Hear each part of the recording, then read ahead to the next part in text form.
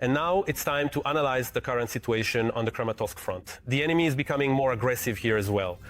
On the Kramatorsk front, our defenders repelled 2 enemy attacks. The enemy carried out offensive actions, trying to advance towards Tupochki and Bilaora.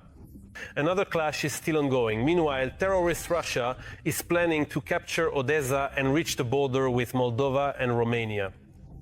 Do the Russians, God forbid, have the resources and strength to carry out their criminal plans? We'll talk about that in just a minute. In addition, under the guise of exercises in Belarus, the Russian Federation may launch an offensive on the Kyiv, Volyn, Zhytomyr, Rivne and Chernihiv regions. This was stated by the deputy commander of the 3rd Separate Assault Brigade, Maxim Zhorin. More on the new strategic plans of Putin's war criminals in our next report. Putin's occupiers are preparing for a new assault on Kyiv. Russian troops may launch a new offensive operation on the capital using the large-scale Zapad 2025 exercises, which are to be held in Belarus, as cover.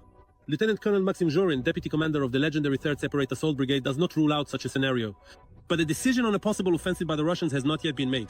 It's unlikely they would push through the Chernobyl zone. A strike from the direction of Zhytomyr, Rivne, and so on is also unlikely, but cannot be ruled out. Do they have the forces for this? I'm not sure, considering that right now they're redeploying divisions and units from the Sumy direction to Zaporizhia, and vice versa. And Russia also wants to take control of Odessa. After that, the enemy plans to reach the border with Romania and Moldova, according to Ukrainian President Volodymyr Zelensky. They plan to take Odessa in 2 ways, if you remember.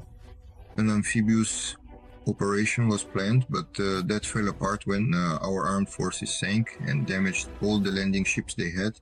They were based in Berdyansk and in Crimea. The remaining ships retreated to Novorossiysk.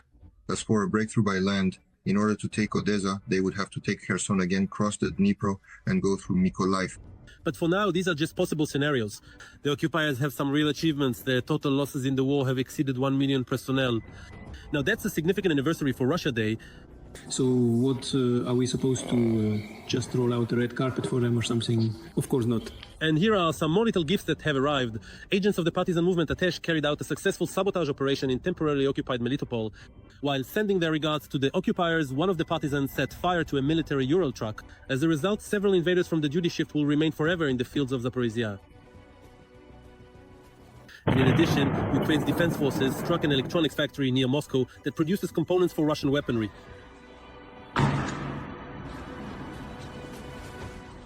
And while things are burning near Moscow, the Kremlin's master, Putin, has ordered his military command to multiply the combat capabilities of Russia's ground forces several times over and to coordinate the work of the military-industrial complex with the economy's mobilization plans. What does it mean to multiply combat capabilities several times over? Tanks, as the main strike force, have already ceased to be the primary offensive weapon in the era of constant drone attacks. Aviation, well, we're fighting it quite successfully as well. As for the ground forces, they've been reduced to launching attacks in Zhiguli cars and on motorcycles.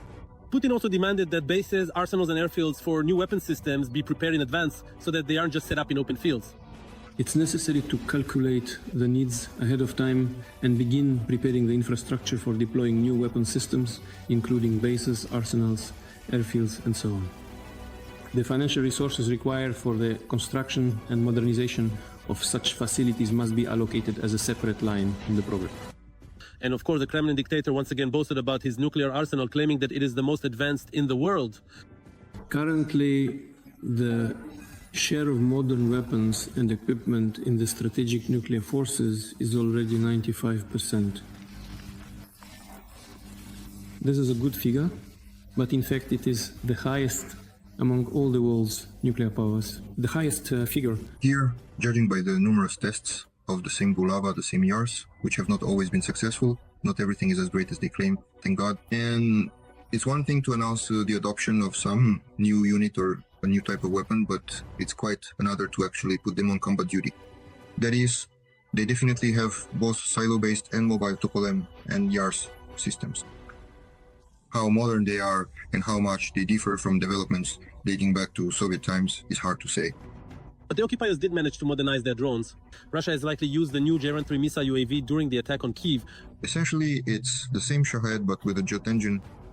Talks about its appearance have been going on since 2024, if I remember correctly. Remnants of a small turbojet engine were found after a Shahed or Geran-3 was shot down.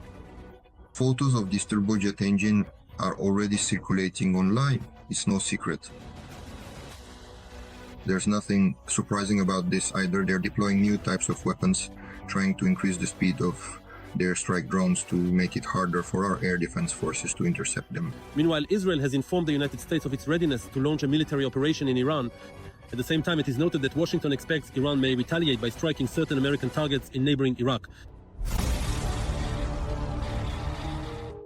And since we've already started talking about the Ukrainian Pearl by the Sea, how can we not mention this terrible event? The Russians attacked the territory of the world-famous Odessa film studio with 2 drones at once.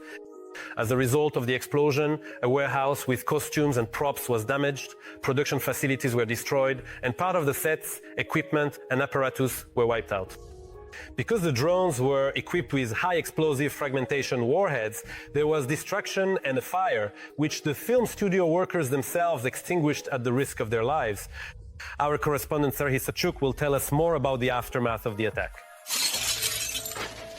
They are recovering from the strikes, trying to restore order in the affected areas and calculating the damage. The film studio workers are showing how much damage the Russian drones have caused. The filming set is covered in soot, and nearby stands a destroyed summer house, a prop from a Dovzhenko film. Just a few days ago it looked like this. The set was bustling with activity, but at night, because of the strikes, a fire broke out here. The security guards weren't scared, they came and contained the fire, and thanks to that, significant damage was prevented. I also believe that Heavenly Forces are protecting the Odessa film studio, because if those Shaheeds had flown just 5 meters further, right here where the strike hit, we would have been putting out a fire in our costume and props warehouse for an entire month, since there are very valuable items there. There are more than 60,000 items of costumes and props there which have been collected over 100 years. In the rooms where these unique costumes and props are kept, not a single window survived.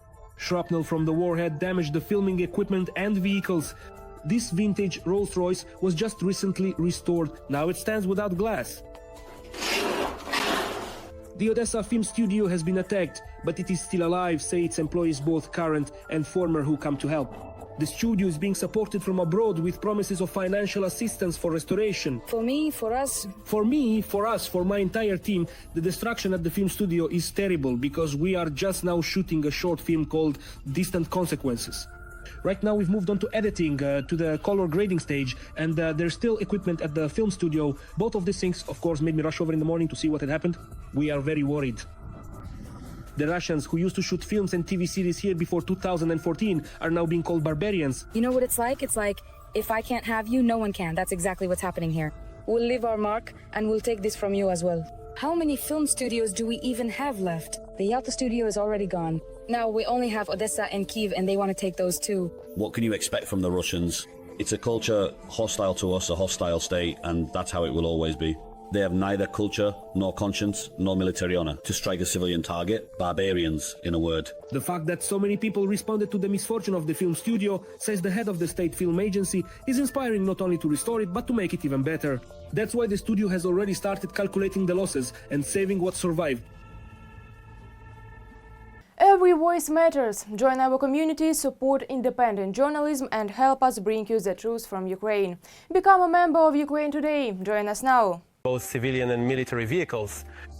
To control the access routes to the front line, the Russians have brought their special unit Orion to the Pokrovsk direction. This is the very unit that, let's say, operated in the Kursk region.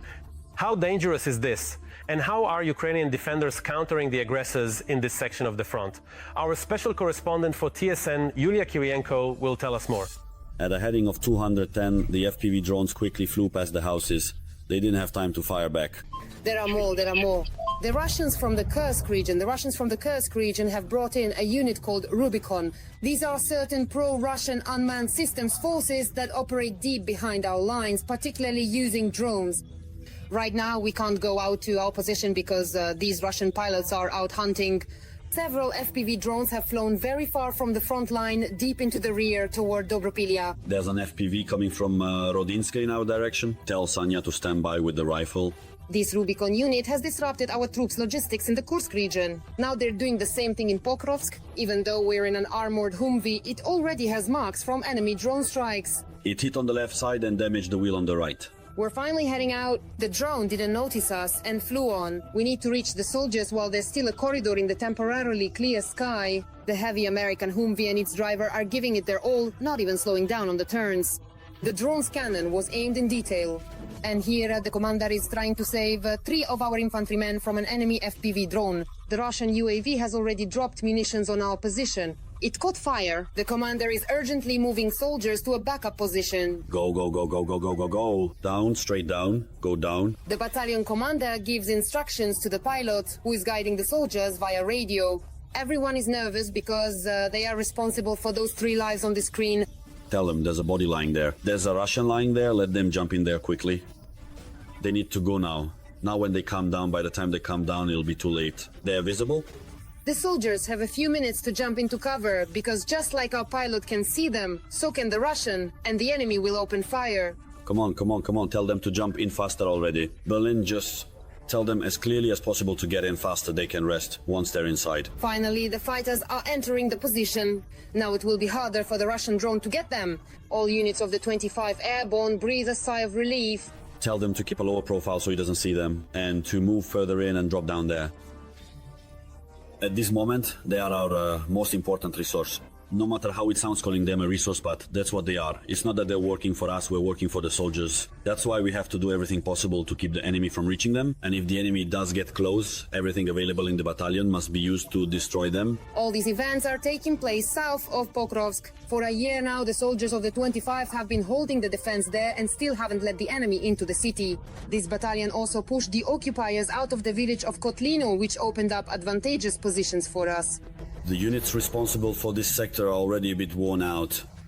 And as for the enemy, they're no fools either. They understand that it's no longer reasonable to push through head-on. Heavy losses. It's simple math. They counted how many they've lost, and now they're advancing side by side. Just in May, the paratroopers destroyed 300 occupiers near Pokrovsk. That's why the Russians decided not to launch frontal infantry assaults, but to use the Kursk tactic drone strikes deep into the territory to disrupt logistics and take control of the roads leading to our positions. And for now, they have more than enough of these drones.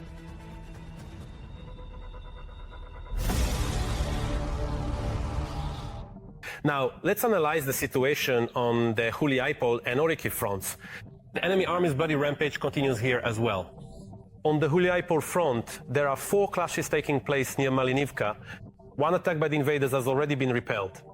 On the Oriki front today, the enemy tried to advance toward Pavlivka but was stopped by our defenders. Meanwhile, Kyiv is recovering from yet another missile and drone strike. The enemy attacked the capital on the night of Tuesday, June 10th. A woman was killed. She lived in a high-rise building in the Obolon district, which suffered the most destruction. 2 of the injured are still in the hospital, while 4 others received outpatient care. TSN journalist Alina Lisova will tell and show how the consequences of the enemy strikes are being dealt with in the capital. The facade is shattered, windows are blown out, and balconies have been destroyed. For the 2nd day in a row, efforts are underway in Kyiv's Obolon district to eliminate the aftermath of the enemy attack. At the moment, utility workers are on site. They are trying to sweep up all the construction debris and shards of glass that are still lying in the building's courtyard. Allah is a resident of the damaged high-rise. Her apartment on the 2nd floor was in the impact zone of the enemy drone. On the night leading into Tuesday, when Russia launched a massive attack on the capital, she was at her dacha, so fortunately she was not harmed. We are in Lucina. There, do you see the hole? A direct hit. There you see a hole, a chunk of concrete, and you can see that the blast wave knocked out the floor slab on the 3rd floor. All of that started to fall and burn. Basically, the fire was extinguished. Of course, they had to clear it out. You can imagine it was almost up to the height of a person. And thanks to the fact that there was no fire, the apartment for the most part survived. The volunteers did their job, there was help with food, water, and they even provided plastic sheeting. There are still wrecked cars in the courtyard of the residential complex. At the moment, their owners are trying to remove them so they don't get in the way of the utility workers. It was practically at the epicenter, practically at the very center of the explosion, so its condition is such that I'm just planning to scrap it. That's all. Sviatoslav is trying to take away not just 1 but 2 Karshis and his wife's most likely just for scrap metal. His family lives in the building next door. The apartment wasn't damaged, but he says the powerful explosions really frightened the little children. The alarm started. As always, we moved the kids to the middle room, the one without windows. There was 1 explosion, then a 2nd, then a 3rd. In total, 18 apartments in the high-rise building were damaged. The pharmacy on the first floor was also completely destroyed. At the moment, residents have covered the partially damaged apartments with plastic sheeting and are also trying to recover, since for the most part they got away with just the fright. Fortunately, there were no fatalities in this building.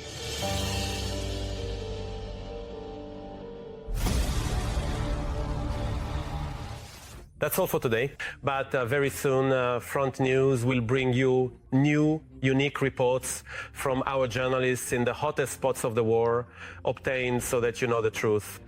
This was Vladimir Timoshenko with you. Take care of yourselves and your loved ones.